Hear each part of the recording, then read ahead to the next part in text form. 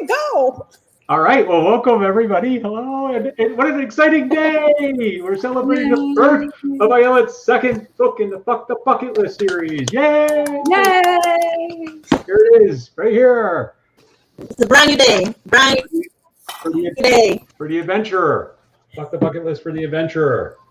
So, Ayelet, did you want to kick us off? I know you said something. We got a great plan. We don't have one. But we have a great group of people here, so I'm not worried. So we got Ayelet, who is the author along with the universe of this amazing book. We got Lynnda Pollio, who is an author herself of Trusting the Currents, which I just mentioned to one of our other guests yesterday, Tracy Goodheart. How are you, Tracy? Good. I'm so excited to read her book as well. Good to meet you. Yeah, and then we have Maria Garcia. So welcome, everybody. And nice to be here, everybody.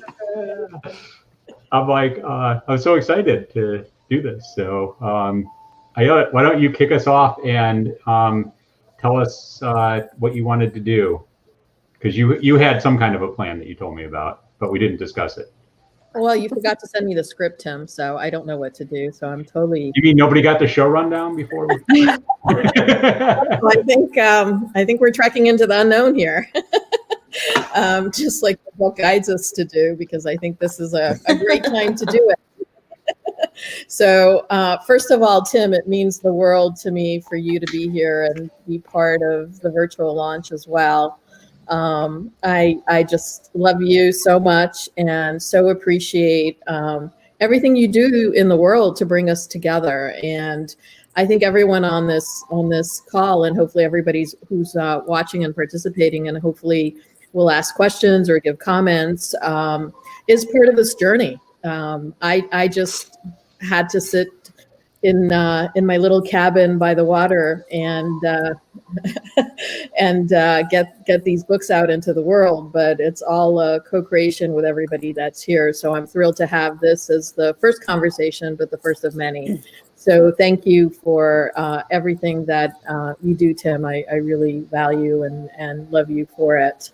I just look forward to the next 150 years together of trekking into the unknown. So, I wanted to frame this a little bit and then really have an open conversation with everybody to share the thoughts that you have about trekking into the unknown and your own journey.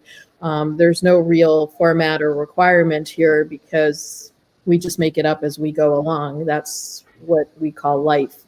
But I wanted, before starting to read a little passage, just to ground us into the being the adventurer and trekking into the unknown, just a little bit of background about why I've been writing these books with the universe. And a lot of it goes back to the fact that when I started my journey, when I fired myself from corporate America in a very traditional, successful life, I found myself looking at a lot of different places, but not really having the guidance I was looking for. And so Toni Morrison, the author, guides us that if there's a book that we need, but it doesn't exist, that we should go write it. And I had a call recently with a young man who is in baseball training that asked to talk to me about writing short stories. And once we jumped on the call, I wasn't sure how I could help him because I write mostly nonfiction. And when we got on the call, he told me that his passion has actually changed and he wants to write books to help kids, especially high school kids and university kids, so they don't feel alone, so they don't feel depressed. And I think this is a lot of what we're doing is in the co-creation. So I want to share with you, I could sit here and read the whole book because I have to tell you at 2:00 in the morning before I submitted the third book, which is Fuck the Bucket List for the Health Conscious, Trusting Your Heart, which went to the editor today while we birthed the triplets. When we get together next, we're having 3 bottles of champagne. So one for each child here. I reread the second book, and this is what jumped at me. So some walks we take alone. Wherever you go, there you are. The saying reflects our tendency to constantly want to be going places, as though escaping to a different location will change our reality. But no matter where we go or what we do, we take ourselves and all our baggage with us. When you feel restless or stressed, it might be helpful to channel your feelings into going inside yourself rather than filling your time with external distractions. Sometimes you may just need a change of perspective, and that's what many of us are being called to do now. We are relearning how to embrace joy and balance in our lives. This is an opportunity to question whether you're being true to yourself or compromising in some way. This journey asks you not to be afraid to be your true self and express yourself in whatever way feels healthy to you. Trekking into the unknown means facing yourself and what's possible for you as a creator of a healthy life. When you start following the compass of intention, curiosity, and courage, nothing will lead you astray. Are you constantly living in the past and playing the same character or role in someone else's comedy, musical, drama, thriller, mystery, tragedy, or horror show? Like the earth, are you entering a time of reset? Being curious about the unknown and focusing on your opportunity to create without the external divisions of old systems and societal programming allows you to experiment with healthy scenarios for yourself with other adventurers who are willing to question, experiment, and co-create. So here we are on our journey together. And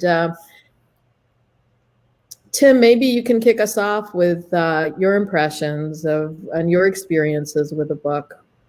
Well, sure. Let me get all fancy on us here. Because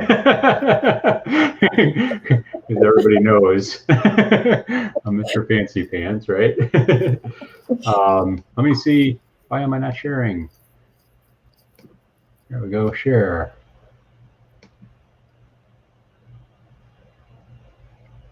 All right. Here we are. Wait, but it's not showing mine. What happened to mine? It's gone. No, it's unknown. I just love this. This is so much fun. I was so prepared too. I love your background. Thank you. Well, now that I can't see it and I don't know where it went, I don't know what it was that I wrote, but I can do something else. So hold on, bear with me here. I think I still got. Yes. That's what happens. Why don't you know what? Why don't we go to? Why don't we do Tracy's right now? Okay. Because I actually have hers up. Let me see. If I was going to offer to go since I saw mine right there. And then I'll try and figure out what the hell I'm doing. I'm not promising any success with that, but. Well, what is success, Tim? I haven't figured that out yet. Exactly. So let's see if this works. Oh, Sam. Oh.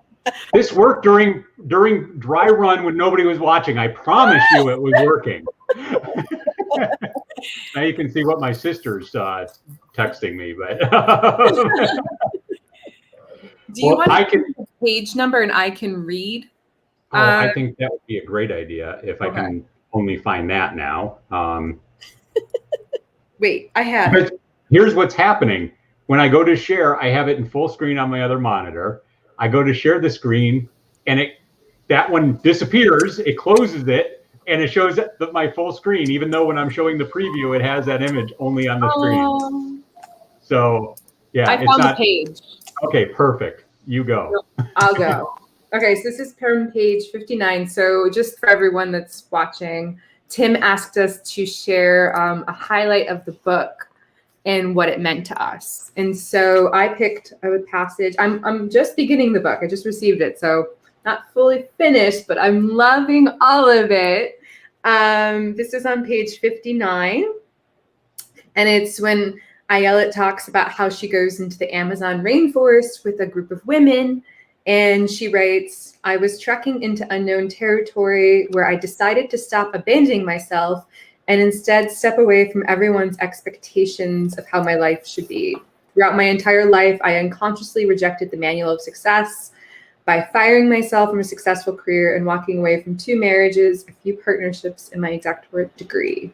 She goes on to talk about how she sits in the jungle and she just has this incredible insight about herself and how she made this decision to quit being good in order to be healthy. She says, I was no longer going to please and take care of others at my own expense.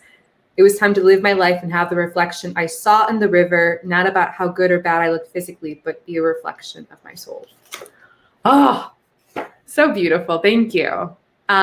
What that really did for me is, as I told Tim in my note, like I have often been told by my family, that's a very urban family, like, you don't do nature, Tracy. You don't do the outdoors. You're an urban person. You're a former journalist. You should be in the grit of the city. Whereas my heart's always like wanting to be outdoors constantly. And now, you know, I just got married and we're making plans to move out west when we can and just be outdoors a lot. And so I just, in my heart, feel very like that is where I'm supposed to go. And even just moving toward it, I just feel healthier even thinking about it. So it's just affirming to see that in your book. Yeah, I mean, I think that, you know, a lot of us, a lot of questions that I get from people that have read the first book is, are people experiencing what I'm experiencing? And a lot of us, I think, are feeling alone in many ways about, you know, how we were supposed to be and really being able to unleash who we are. And it's, you know, I understand that it's also very scary for a lot of people because, you know, we get comfortable in the way that we live but I think if anything, 2020 and now 2021 are allowing us to let go of a lot of those misconceptions. Because, I mean, I've never been normal, so I can't talk about that, but so I have no desire to go back to something I've never been, but you know, understanding what to walk away from becomes really important. And so I'd love to hear a little bit more about, you know, what that means to you beyond kind of nature, Tracy, as well. Yeah, that's a great question. Thank you. So, you know, as you guys know, I'm in the middle of really relaunching my business. It's called Socially Authentic. And for years, it was a social media consulting company. But the problem I kept running into is I hated social media. Just hated it. It felt so toxic. And I've had so many negative experiences. And I developed a better relationship with it over the years to the point that now I see all of its power again and potential, but with specific approaches of being intentional and mindful online and having really strong boundaries. And also, most importantly, being authentic. And so that's what I do now is I help clients and just people in general figure out how can I do the internet in a healthier way and in a way that allows me to tap my gifts to help others. So that's what I'm doing now. And it's just ricocheting positively in so many ways. And it's really exciting to think about where it could go as I step into what I really want to do, even though in the beginning there was a voice like, this is kind of woo-woo, Tracy. Like, are people going to think you're weird and like you're smoking something? Like, probably, but they're probably not my people. So. Well, that's a really important observation, I think, to have and to really understand, you know, where you are and that we don't have to please everyone. I mean, that there's, you know, close to 8 billion people. There's probably more now with a pandemic because people have been staying home. But there's 8 billion people on the planet close to it. And so we don't have to please everyone and we don't have to do things at our own expense. So thank you for that. So as Tim mentioned, one of my favorite authors in the world is Lynnda Pollio. I love her book, Trusting the Currents. And I think it's very, very timely for these times. So Lynnda, you know, you've been so gracious in endorsing both these books. And I'd love to get some of your perspective and maybe even Addie Mays, who's one of your main characters in your book as well. Well, I mean, I was a natural reader for this book because I've been on this path for a long time, as you have. So I found that the part that really resonated with me the most is, I mean, I think when you open it up and you start reading it, depending on where you are in, either you've just begun to question, what is my life? Why is it not working? Why am I not happy, even though I seem to have things I want?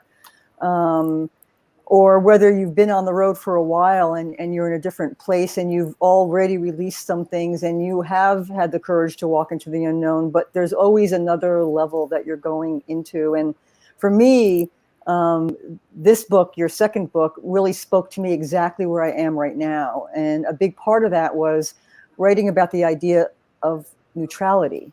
Because when you do start shedding things and you do start becoming more self-aware, you do go into these places of fear, and you do have things that come at you that scare you. And learning how to be in a space of neutrality where you observe the fear and you observe your emotion and you observe a situation, but you don't act on it and you don't live through it, but you allow it to sort of pass through you. That has been a really big part of my journey, probably for the past year.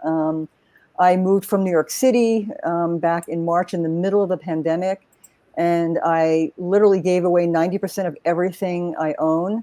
I came to Sedona with 4 suitcases and a few boxes and said, okay, I'm starting over. I had taken care of my mother for a long time. I had written this book, and I had, kind of gone through a huge transformation myself. And I was ready for something new, but I was in the unknown. I had lost my sense of identity because my identity was tied to caregiving at that point in time, being a New Yorker, all these things, that I had done in my past were now kind of breaking off. And it's not like I wanted to go back to them, but they were holding on to me because I didn't know where else I was going. I mean, I knew I was going to be sitting in this beautiful location, but I didn't know what that meant. So reading your book really kind of helped me ground myself in the knowledge that just observing and being in a space is enough for a lot of time, because when you open yourself up and you go into these kind of voids, that's where creativity is. And that's where everything new that you can become exists. So going through the book really helped me in sort of, it was like my higher consciousness saying, it's all going to be okay, and you're doing well, and just keep going the way you've been doing. And every expedition in Fuck the Bucket List for the Adventurer really was part of my current journey. The first book I really felt talked to my previous journey when I was just beginning to go, what the hell's going on? Why don't I fit in? Why don't I want the things I used to want anymore? Why is nothing giving me satisfaction? And why do I just want to do good things in the planet? I mean, I really got to the point where I just want to do good things. And to do that, very often you have to leave behind people and places and jobs. And so you push off. And I think the first book, Fuck the Bucket List for the Soul, really speaks to that and really gives you the opportunity to see yourself in a new light, where this one for me was, okay, I'm in this.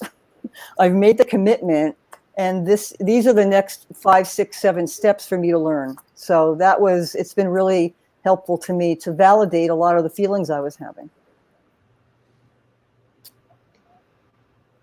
I wonder if people, a lot of people react to neutrality in a way like, I don't care. I mean, that's a societal conditioning that we have. I wonder if you could say a little bit more about what you mean, because I don't think that's what you mean. Yeah, I know it's hard. I mean, we're all struggling right now with languaging, with the languaging of what we're experiencing. And that's a lot of the divide we have is really about languaging. It's, I say one thing and you go, oh no, it's this, but really you're saying the same thing, but you're saying it from your own perspective. And it's all about the way we language something. And languaging is powerful. Words are powerful. So how we language this new sort of transformation that we're all going through is very important. And neutrality is a word that for me works, because I get it on an inner sense, but to other people may sound like, okay, you're just like stepping away. So, I mean, I think what I mean when I say neutrality is more, I will feel all these emotions. Like, I will get scared. I will go, oh my God, like, what did I do? Maybe this is the wrong direction. Maybe I'll never find my place in the world again. And I'll get fearful, and I'll feel like I don't belong here anymore. Like, the world is in one place and I'm in another place. But when I start feeling that kind of clenching feeling of fear, I have this thing that I do, and it brings me into the space of neutrality. And I'll look at my one hand and I'll say, okay, is this true? So whatever fear I'm feeling, is like, is this true? And I really look at it and say, is that one thing, is it that moment, is it true? Or am I bringing something from the past, an experience from the past that is informing this current situation that's making me afraid? So then I go, okay, maybe it's not true. Maybe I don't have to get as freaked out as I am. Maybe I just need to be in the moment and create space around me so that other opportunities can emerge. And then I'll look at my other hand and I'll go, so what is true? And I'll think of something really good that's happening in my life, or I'll have a gratitude. If you can't find anything in your life that is good at that moment, and we all have moments we go, life just sucks. Then I'll think of a gratitude. What am I grateful for? And then I put all of my intention and energy into this other thing that I'm grateful for or that's going well. And then I take one small action. And it could be as simple as I go out and buy myself flowers, or I make a phone call to someone, but just some small action that moves the energy of that other direction forward. And it's amazing. And that puts me in the state of neutrality, which is basically the state where you are not allowing your outside circumstances and your emotions to dictate the steps you're taking next in your life. That you can be clear and coming from a higher perspective and see your life from a higher perspective. Because fear makes us make awful decisions. So we have to create space between us and fear. And that's what, for me, neutrality is that space between us and fear where all opportunity exists. I absolutely love that. And Lynnda and I had many conversations about neutrality, and a lot of it has gone into the book. I mean, now if I would do an edit, I would add the hand thing to it, but because I love that. So thank you for that. And I saw that Stefan is watching. So hi, Stefan. I got to say, I love seeing the art on Tim's wall. It's just amazing. Like, talk about action. You created something in the world, and now like we're on this virtual chat, and there's your art right there with Tim. So my heart is full for that and your creation. Maria, how about, I know you've had some sound challenges, so hopefully things are working smoothly now. And maybe you can share a bit with us. Well, I hope that technology doesn't follow me too much today. Oh my goodness. Does it sound okay? Yep. Good. Can you hear me, guys? Okay. Well, thank you. You know, this Tracy and Lynnda, you know, your book and your comments are super interesting. Thank you. Because, you know, like Ayelet says, you know, we are all, you're welcome. We're all in different phases of our new life, per se. I read the first book, Wonderful Insights, and this book, it's actually kind of like a continuation. You know, it talks about the unknown. It talks about so many things. I have not read it all because it's so interesting. No, I have to come back and look at it again and reread it again, and it's just so much to take that you just can't flip over pages. In my case, you know, I have to really, something sinks in so much. Some things I have to go back and read it again and I get a different view each time I read it. It's amazing. It's amazing. But so the book, you know, I concentrated on chapter 10.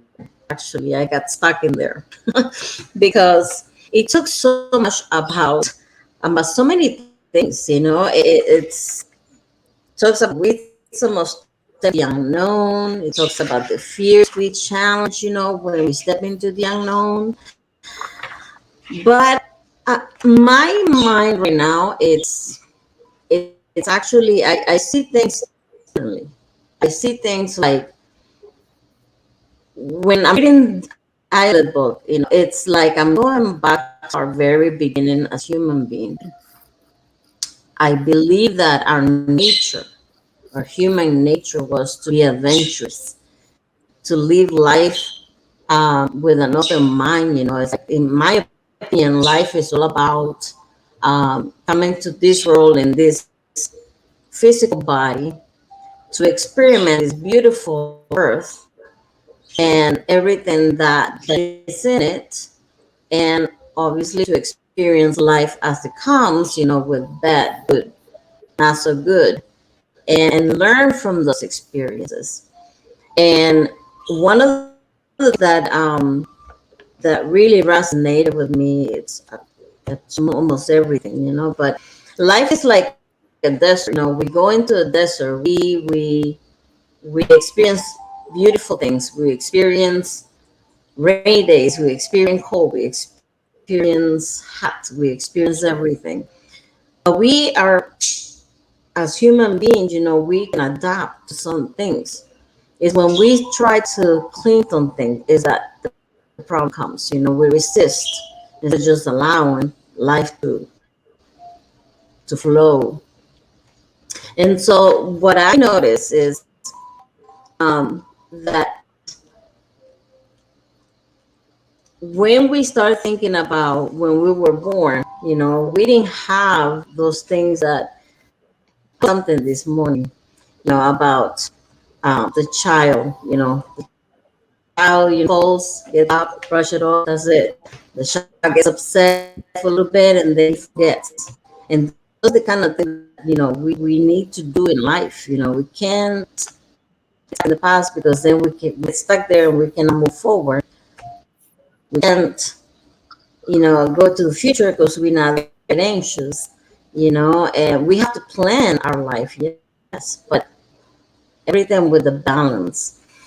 And in this book, you talk about forgiveness, and it resonates a lot with me because most of I talk to a lot of people, and most of the people, you know, including ourselves, we try to get stuck in forgiveness. We don't forgive ourselves, and then we don't forgive our past. We don't forgive others, and that's a very bad stage to be, because it hinders us. It hinders us from enjoying life, and it hinders us from looking ahead, and it just get us stuck in sickness, because when you don't forgive yourself and you don't forgive others, you create sickness into your body, you create sickness into your state. And people don't realize this. And like I'm going to read a little bit that says, forgiveness is surfacing in scientific research as an important element in health and well-being. And you cannot be so, because it is true. It is so true. This is a very powerful negative emotion. And it says the healing art of forgiveness can decrease physical pain and stress, strengthen our immune systems, decrease the risk of heart attacks, and greatly strengthen relationship. I mean, that it was like, boom. It is so true. You know, it is so true. We need to let go of that, because for our own well-being and the well-being of the people that are around us. Because, you know, we talk about people being toxic in a good way, and I hate to use the word, but it is actually toxic. You know, when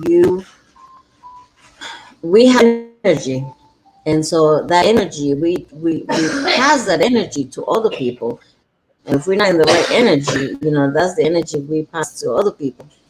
Even if we don't know it, it is contagious. It's going out there, Absolutely. And I think we want to be able to transmit positive energy to people.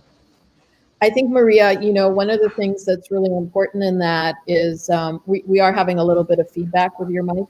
One of the things that is really important in that is also understanding the blaming and the shaming that goes on that we don't talk about, and how deep it goes inside of ourselves. And we were taught to trust everyone else before we trust ourselves.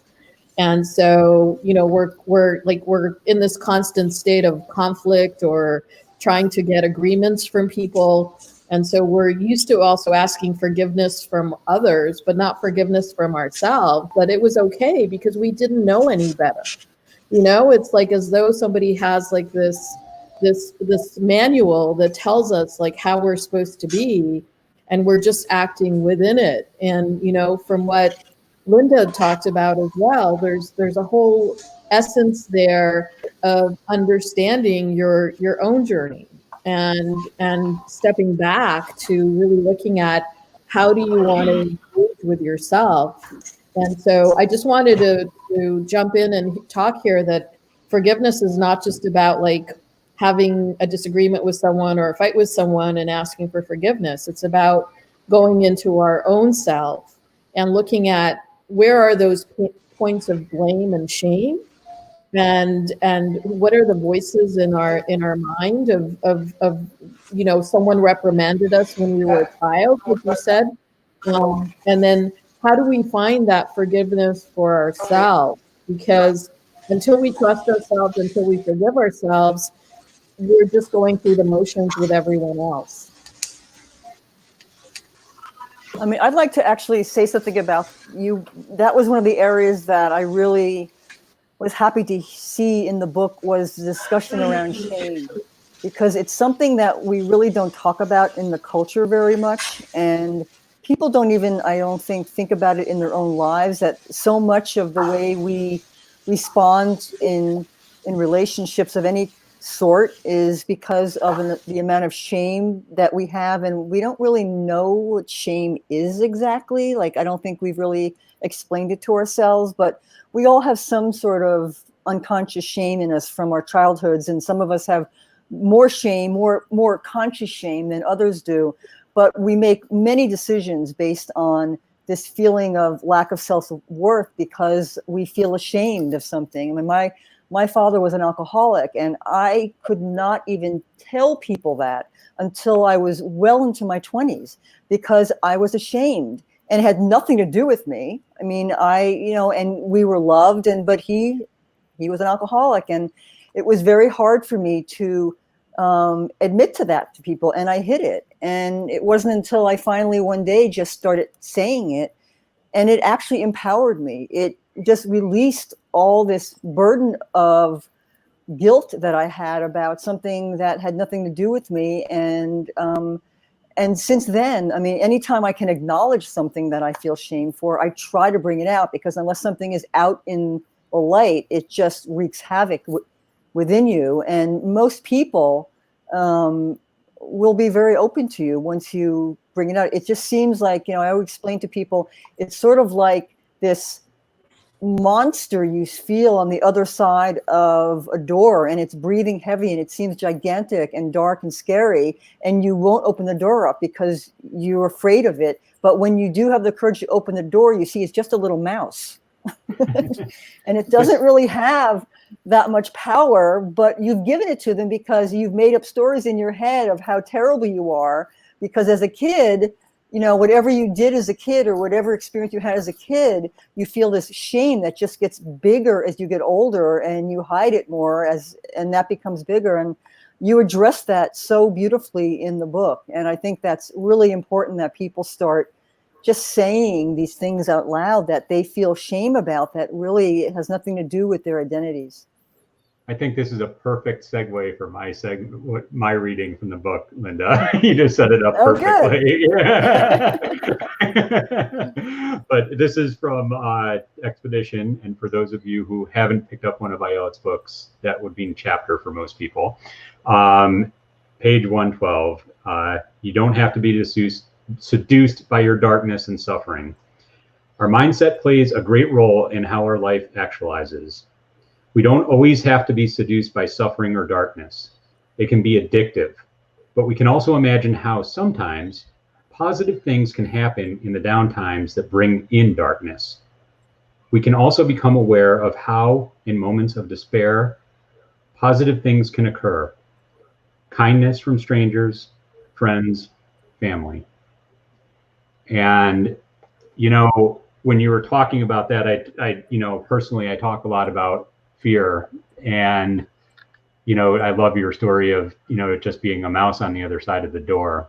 And I heard a great other analogy about how our fear, if we pretend we're a bullfighter, is our cape.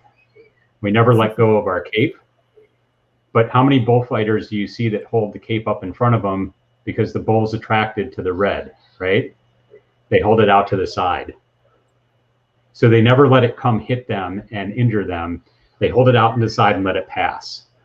And I think it's a beautiful thing of how, you know, when I read this, Ayelet, I mean, I just, you know, I wrote an article, and I just shared this with Tracy yesterday too. It's so funny how many things are connected here, you know, called The Dark Side We Never See. And it was talking about when I was depressed and when I was contemplating suicide. And, you know, the greatest thing happened from me being in that dark place was, and not keeping myself in that dark place, was I got to see the light that there really was. I got to see the life that really existed beyond what I was holding on to so tightly for so many years.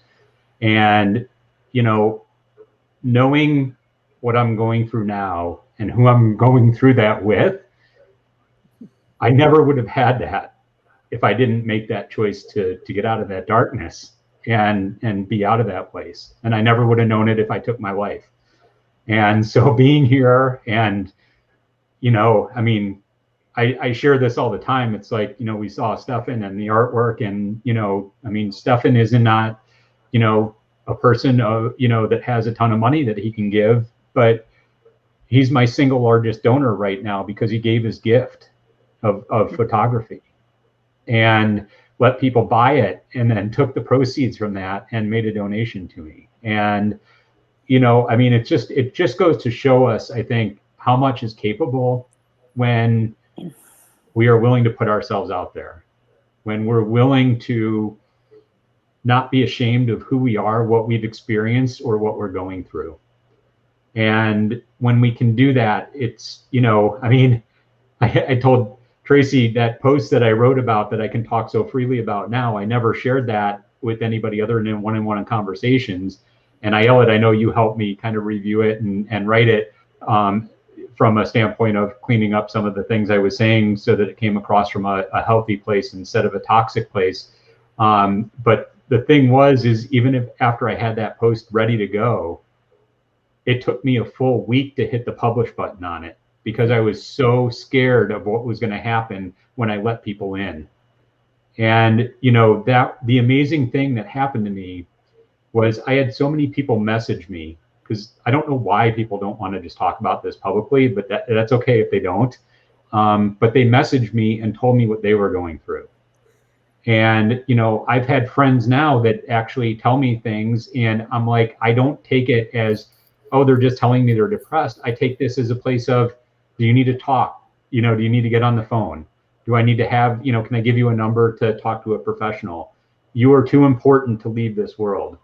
And they're like, oh, no, I'm not thinking of that. And I'm like, no, but I want you to know that that's how important you are. And you know, that never would have happened, and people would not have come to me if I didn't share what I was going through and what I learned from that experience. And, you know, it's the same reason why when I found out I had cancer, it only took me a matter of days to start writing about what I was going through and what a shock it was. And, The funny thing is, the more and more you do this, it's like a muscle, right? It gets stronger and stronger. The more and more we do this, the less dark it becomes.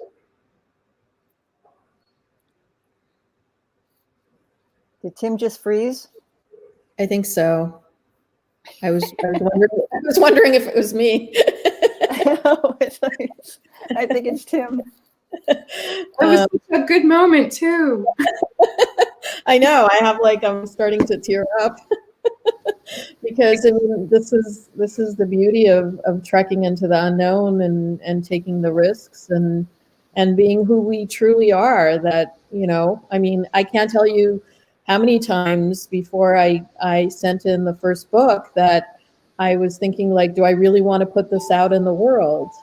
And every time, the editor made a comment and said, tell more about yourself. I was like, no, it's not about me. It's about, it's about the reader or the person experiencing it. And, this relationship that I've had with Tim for a long time now has also helped me. So when, he asked me to edit that article, I was really honest with him.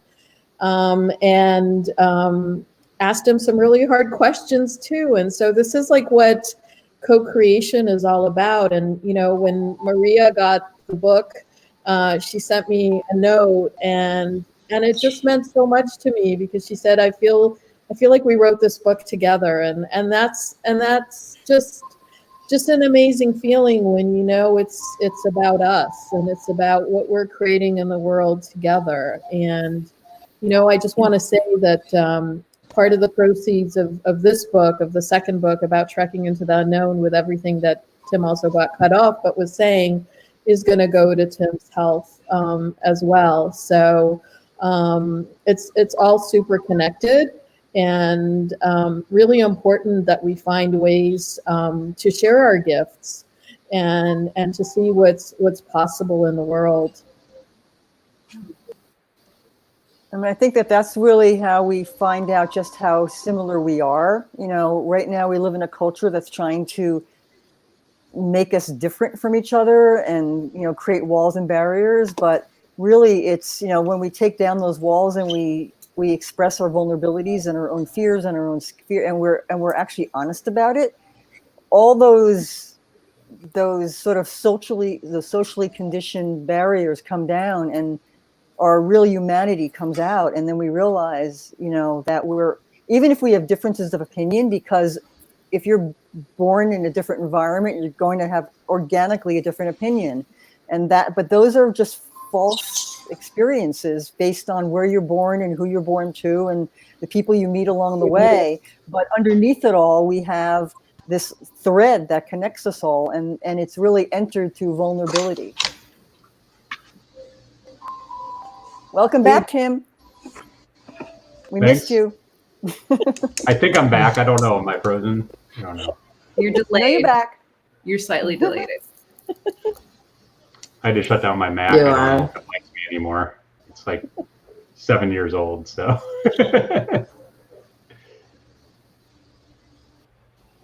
So we're trekking into the unknown territory here. And it feels really good, not awkward. Can I just say that? Oh.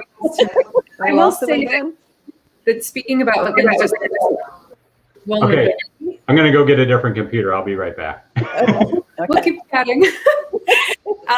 Just again, speaking about the vulnerability, again, is such a unifier, I think, because it's like, oh, I may be on the opposite side of the political spectrum right now, but I have the same fear and the same problem, the same shame, right? It's just, how do you have those conversations right now online, especially when we're all distant? That's the hard part. And Ayelet, I know that's something you're thinking about, especially. I think it takes one person to begin the conversation that has the courage to say it. And a lot of people will kind of pull back because their own vulnerability will become so threatened that they're not ready and they'll withdraw. But there's always, like when I I ran new business for ad agencies for years, and then I was the world's first chief consciousness officer. And I would go into these Fortune 100 companies and talk about consciousness and talk about the human technology, the wisdom, intuition, compassion, empathy, forgiveness, gratitude. And I would sit at these gigantic meeting tables as we were talking about other things. And I would talk about consciousness and talk about this and talk about vulnerability. And I would sit and observe the room. And many people would lean back like, uh-oh, like, who is this woman and why is she saying these things?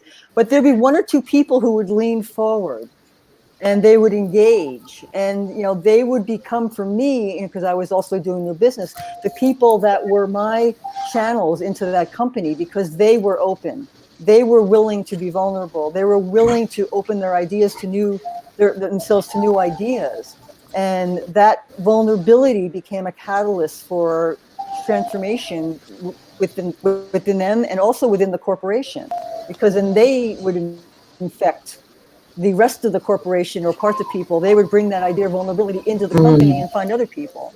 So it becomes this amazing catalyst if you have the courage not only to be vulnerable, but also to not get afraid of the people that aren't ready for that, because some people aren't, and you have to just allow them where they are. Mm-hmm.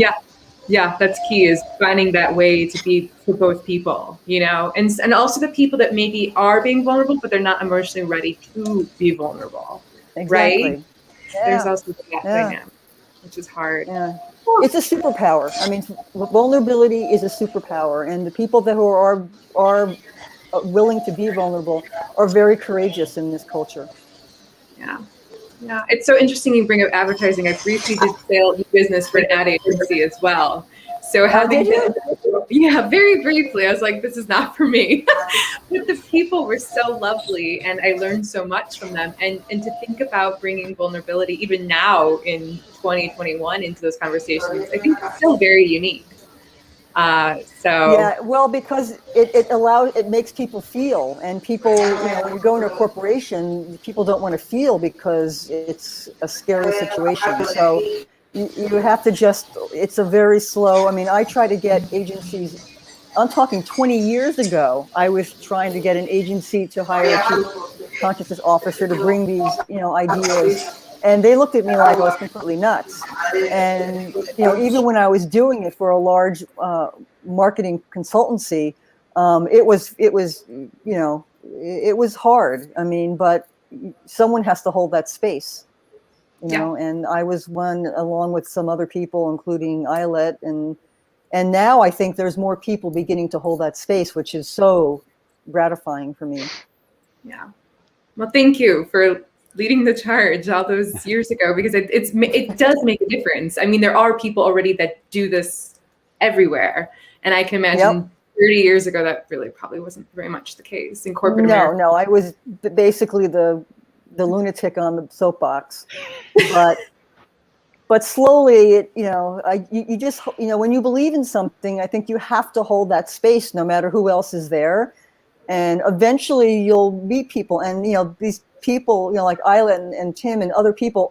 I have a collection of people all over the world who are leading through their heart, and some of them are older and they've been on this road a long time, like me, and some of them are younger and they've awoken very early. And I think the younger generations are even, they have to change. The world has to change. So it would matter, are we going to lead through our heart and change it that way? Or are we going to take the hard road through it? Because we're going one way or another. Speaking of the younger generation and vulnerability, have you been on TikTok yet? I've been on it, but I'm not active on it a lot. I love the vibrancy of it. I mean, some of them are like completely off the rocker. That's okay, but I mean, the younger they are, the more open they are, and I think their DNA is almost different, and they are ready for the world that's going to come after this difficult time we're going through, which is going to be a much more connected world and a much more authentic and honest world. And you're young, so you haven't been beaten down by the culture at large, so you can be more open and connected. But yeah, I mean, I think the future lies with the younger, the better. Yes, agreed. But I think it's also young at heart, because I think that it's not like, you know, when we tell ourselves that we're a certain age, then we go back into the manual, because who knows who you're going to be at 20 or who you're going to be at 70. I mean, it's very personal. And so, you know, when you put down the manual and you say, hey, you know, I'm 85. Like I love seeing all the older people now dancing and just living their lives, and the younger kids are just not constrained. And I think that at this point in history, to a lot of new, I talk a lot about this in the third book, but there are a lot of amazing creators in the world that are looking at what is the next creation for education, what's the next creation for mental health. And people are stepping out of these stories. And, you know, it's interesting that, like, I think that, like, if you look at a lot of the more ingrained platforms, they're not taking the TikTok approach. And it's such an opportunity to look at it from, like, taking all these little ingredients and all these different spices and say what's working for people. Because again, we keep on creating these systems with the same methodologies, but many of us just want to get out of the rat race. We don't want to be a rat anymore. We don't want to see the mouse. We just want to go out and play, experiment, and create. And that's what's possible, and that's what's exciting. And I think that also the more dialogue we have, I mean, I'd love to have these virtual chats with some kids, because, you know, and what trekking into the unknown means to them, because they can teach us so much. I mean, we've been a lot about the, you know, the elders and respecting our elders, which we've lost touch with. But I think there's a point of connection here of trekking into the unknown. And I have this great story of a young woman who I met here locally where I live, who's raising her 2 boys. And it's just amazing to me to see the differences in stepping away from the manual and seeing what's possible. And I think that's a lot of the rewiring that we need to do. And I think part of it is there's an expedition in the book that for me is really, really, I mean, it's all really important, but one of it that Tim actually helped me get it on HuffPost Live at the time, which was the whole question of what's your enough and when is enough enough. And it just doesn't come about money, but it comes about the people in your life, the thoughts that you're putting, like everything that you're consuming. What is it that we really, really need, and what is our enough? And I think that includes social media as well, in terms of it. And I think that's one of the things that the younger generation brings, is asking questions, is like, why do we really need this? And making fun of stuff and playing. It's so important, I think, where we're headed, to put down the manual and just be silly. I will say that go ahead, Tracy. There is just that edge, and this is what I was really referencing earlier, is sometimes it's too far, right? To the point that it is dangerous and toxic to both the posters, or the people themselves, and then the people around them. And so the question, I guess, is something I think a lot about, I imagine you do too, is like, how do we encourage this vulnerability going forward, but do so in a way that is still safe and healthy for everyone involved? And I think we're just going to find our way. And to everyone's point, like, the kids are figuring it out and we are going with them. Yeah. Well, I know one rule for me is don't be an asshole to myself and don't be an asshole to anyone else. It's a good rule. Unless I need to be, you know? True. And no one can tell me what that is. I mean, they could try to tell me and put me in a box, but you know, I'm waiting for somebody to invent an app that you can just put on someone and you can get an asshole alert. But I think that's going to be hard because it's personal of what you react to and how you are. And so it's up to us to know what we want and not do it at our own expense. And I think as women, that is something that is so important, because many of us women of all ages, even young women, have been taught to just hang in there, or you got to do it all. And and we're not characters in some animated cartoon wearing spandex. We're real people, and I think it has had also a very negative effect on men, because it's put and elevated men, and many men and many boys don't have role models anymore of what it's like. And so you see a lot going on in the world right now about trekking into the unknown, and there's a lot of people doing some really, really good work. And I know, Maria, you've been having technical problems, but the work you do with people, helping people navigate through depression and having people navigate through anxiety is so important, that we know that we're there for each other. And Tim, are you back? Yeah. Okay. Maybe you could talk a little bit more about Maria, since we're having technology issues with her. Oh. Well, I just mute you, Maria, because it's like we pick up the feedback from everybody else when people are talking, so it's so much clearer when I have you muted. But if you want to say something, don't hesitate to unmute. One thing that I've gone through, being diagnosed with cancer and seeing one of the oncologists that I went to, having somebody tell you you're going to die within 3 years,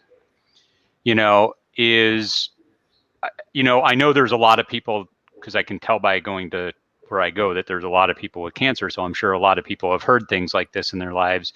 But, I never thought that was going to be something that was told to me. And I'm not saying that I let that become my story. I didn't, but I think that's the important thing, is to start realizing, for myself, it's really just a matter of, what do I want to spend my time focused on? And look at all these things that we process in our minds, that we worry about, that we hold on to, that we grasp onto, and look at all the energy that we put into that.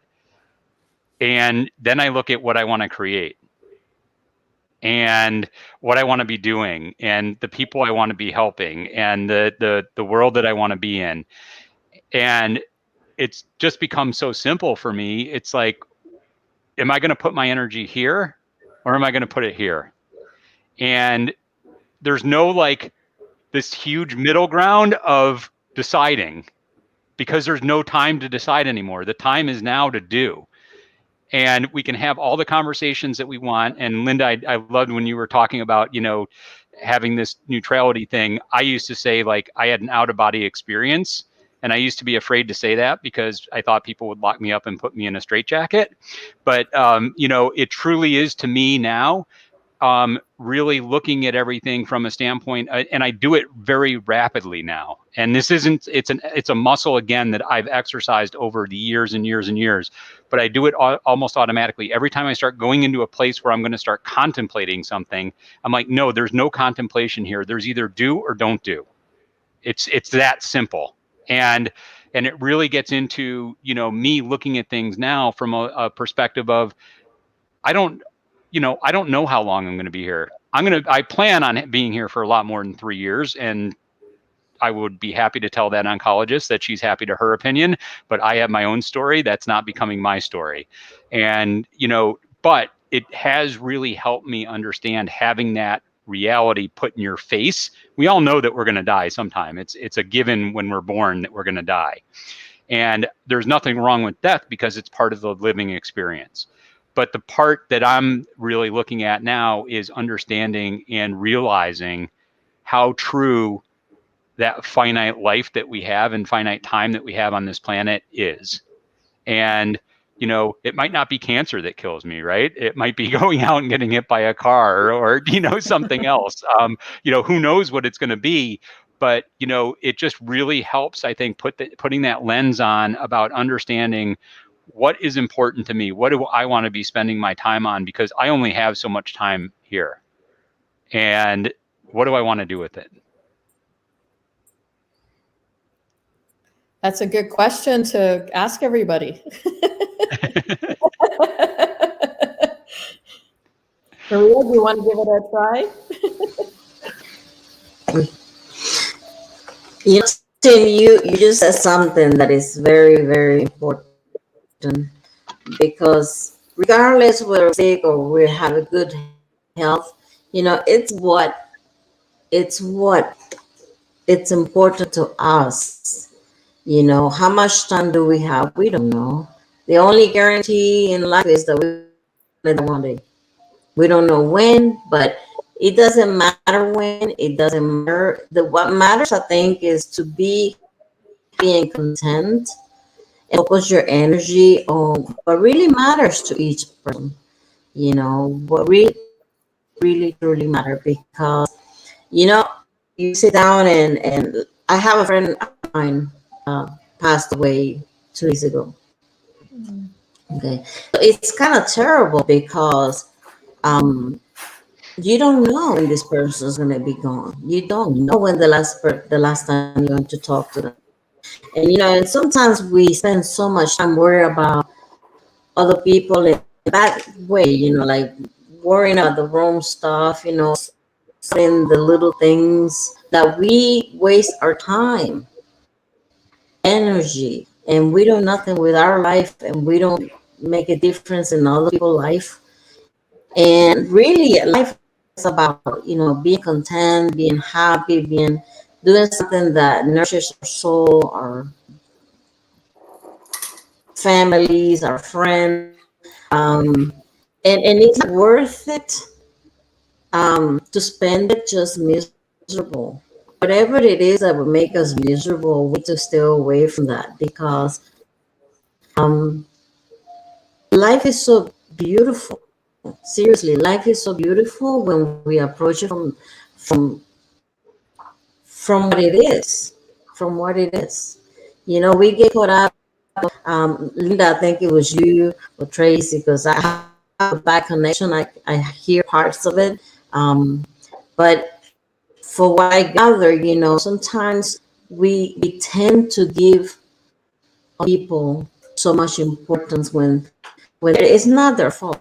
They're not at the place we are, and we can't allow people's judgments or anything affect us. Is their opinion, is their life, is their stage, they're where they are. But we have to come and kind of like surface, from our environment. We have to be our own person. We have to live our own individual lives. We have to do our own little thing. And we are so afraid of people judging us. And that's what most people spend most of their time.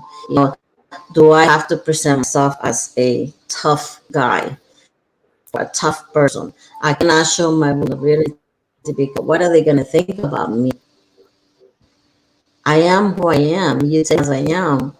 If I'm not for you, then it is what it is. This is me. If we were all the same, it'd be very boring. I have my good things, but I have my bad things. That's who I am. That's who I am. And our friends, in our circles of friends, nobody's perfect. Nobody's perfect. No such a thing. We're all different.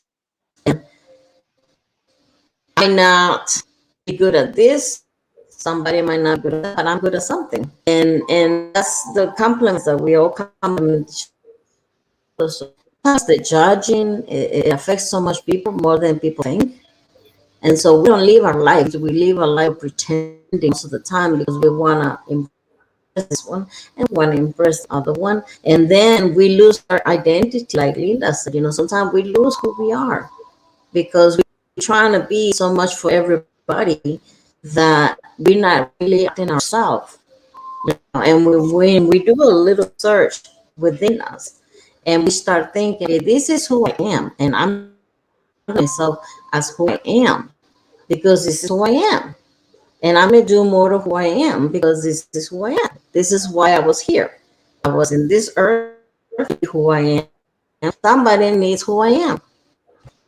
And when we start seeing ourselves in that manner, then we start creating. Then we start doing our thing. We find our passion, we find ourselves, we find our identity, and we start doing what we feel comfortable, what comes naturally. I've been on my journey forever, Now I can honestly say that I'm doing what I love to do. I really love to do You're what starting to and Maria. helping people is one of my biggest things.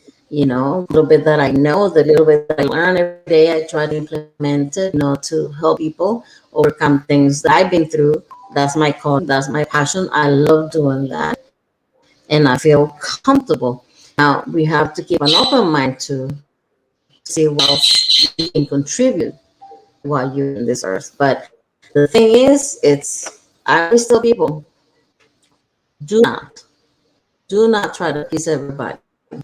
Yes, you try to get on with everybody, but all of us have a journey. We have to live your life, be content.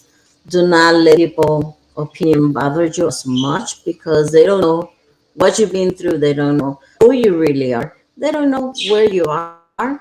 So, forgive them. They judge you. Okay, forgive you, because you don't know me. You don't know what I've been through. You don't know where I am right now in my life. So I forgive you, because you don't know. And I read your opinion, but I'm not going to let that affect me. You know? And the same way, if where I think you should be, or anybody should be, that is my opinion. That is your place. That is your life. That is your thing. That is your moment. I don't know. We all. That's why I like the book, because the book says, we are on different stages. Every one of us are different stages. Just keep your mind open. Be receptive. We all have intuitions that we might have sharpened a little bit in order to find out our purposes and things. But Team Nelly, you have to see what you focus your energy on, because that is so important. The day I die, I want to be able to say, I did what I could do. I did Well, I think and live my life. you know what? I think we're gonna, because Maria, you're really chopping in and out there, so I didn't mean to mute you to like stop you from talking, because we really enjoyed it. But I think Ayelet, did you want to try and wrap things up here? Yeah, and I know we've gone a little bit over, and from what Maria said as well, is that it's okay. When you start working on yourself, society tells you you're selfish, and that's an old story and old programming that no longer we need to carry with ourselves, because there's a difference between self-love and narcissism, and we really need to be able to give ourselves permission to play and to experiment and to have open conversations, because we don't know how to do that. We're relearning a lot of things that were put into our minds, and about how we were supposed to be. So I am so grateful to have this conversation today, with the birth of my second book, that you're all part of.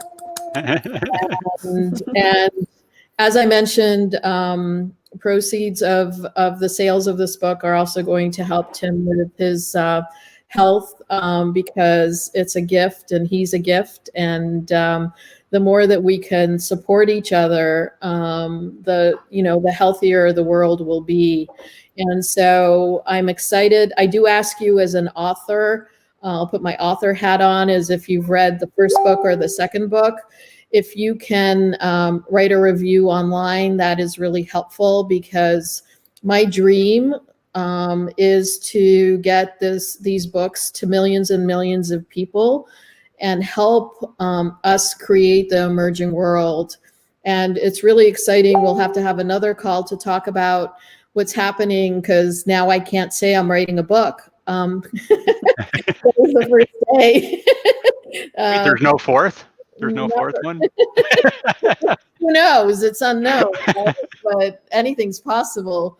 But maybe one of you will write the fourth book, or maybe we'll do something together. I mean, that's what I love, is that it's an openness and an ability to create, And my dream is that more and more of us step into our power and realize that we came to this planet to be healthy and to play and to find each other and be able to create what we need most. So I really encourage you to really go into your heart, contact any one of us.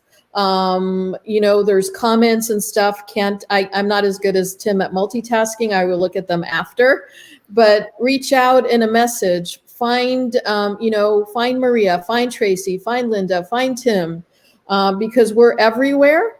And connect deeply and see what's possible, or ask questions.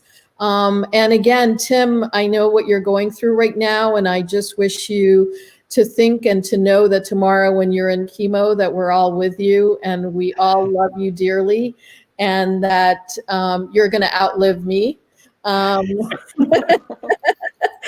And I just am in gratitude to everybody who is here on the call and also participating and watching, but take the next step.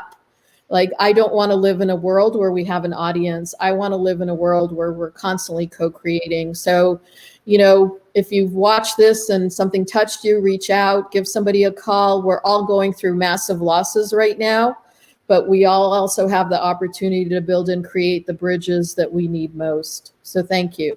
And can I share one thing? If you're going to reach out, do it now. Don't wait. Because it's like the last time, who knows, that we might all see each other today. And so I just want to let you all know how important you are in my life. And I'm so glad that you're all here sharing this space with me today. Thank you. We love you. Yes, love you, Tim.